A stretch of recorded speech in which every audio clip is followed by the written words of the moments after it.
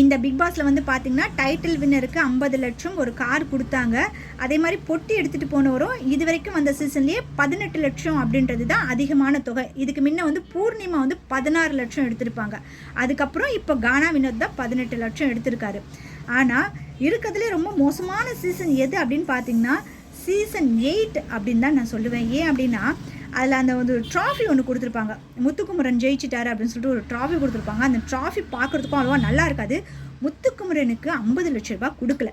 அந்த பொட்டி டாஸ்க்குக்கான பணத்தையும் முத்துக்குமரன்கிட்டேருந்து எடுத்து தான் கொடுத்துருந்தாங்களே தவிர்த்து அவருக்குன்னு தனியாக 50 லட்சம் கொடுக்கல. அந்த சீசன் தான் இருக்கிறதுலே ரொம்ப ஒஸ்ட்டான சீசனாக நான் நினைக்கிறேன். உங்களை எத்தனை பேருக்கு அந்த ஞாபகம் இருக்குது அப்படின்றத கமெண்ட்டில் சொல்லுங்கள். நேற்று ஃபைனலில் விஜய் சேதுபதி ஸ்டார்டிங் வந்து ஒவ்வொரு கண்டஸ்டண்ட்டாக வீட்டுக்குள்ளே வந்ததுக்கு அப்புறமா கம்ருதீனை கூப்பிட்டுருந்தாப்புல. கம்ருதீனை பார்த்த உடனே எல்லாருக்குமே சந்தோஷம், எல்லாருமே கைத்தட்டி வரவேற்றாங்க. அந்த இடத்துல விஜய் சேதுபதி என்ன சொன்னார்னா, பார்வதியும் நாங்கள் கூப்பிட்டு இருந்தோம், ஆனால் ஒரு சில வேலை நிமித்தமாக அவங்களால வர முடியல அப்படின்னு சொல்லிட்டு முதல்ல கம்ருதீன் தான் உட்கார சொல்லியிருந்தாரு. இந்த சீசனை பொறுத்த வரைக்கும் ரெட் கார்டு கொடுத்து அமிச்ச பார்வதி கம்ருதீன் வந்தாங்க. ஆனால் நடுவில் வீட்டை விட்டு போன நந்தினி வரல. காரணம் என்ன அப்படின்னு பார்த்தீங்கன்னா அவங்க பிக் பாஸ் வீட்டு மேலேயே கம்ப்ளைண்ட் கொடுத்துருக்காங்க, கேஸ் போட்டிருக்காங்க. அப்படின்றதுக்காக அவங்க வரலை.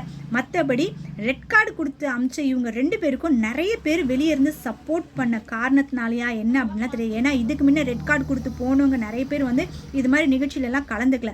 ஆனால் பார்வதி கம்ருதீன் என்னவோ தவறு பண்ணியிருந்தாலும் ஒரு 90 நாள் வரைக்கும் அந்த பிக் பாஸ் வீட்டில் ஒரு சில கண்டென்ட்லாம் அவங்க கொடுத்துருந்தாங்க. இந்த ஃபைனல் நிகழ்ச்சியில் அவங்கள பார்க்கும்பொழுது ரொம்ப சந்தோஷமாக தான் இருந்தது.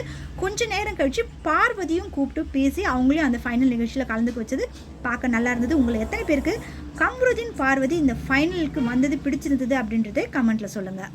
இந்த ஃபைனலுக்கு கம்ருதீன் பார்வதி வந்த பிரச்சனை இல்லைங்க. இவங்களை பார்த்தோன்னே எனக்கு ஷாக் ஆகிடுச்சு. என்ன அப்படின்னா இந்த ஸ்டேஜில் தானே சாண்ட்ரா இருக்காங்க, இவங்க 2 பேரை பார்த்து திருப்பி அவங்களுக்கு பேனிக் அட்டாக் வந்துட்டா என்ன ஆகிடுமோ அப்படின்னு நான் யோசனை பண்ணேன். ஆனால் அந்த இடத்துல ஸ்டெடியாக நிற்கிறாங்க சாண்ட்ரா.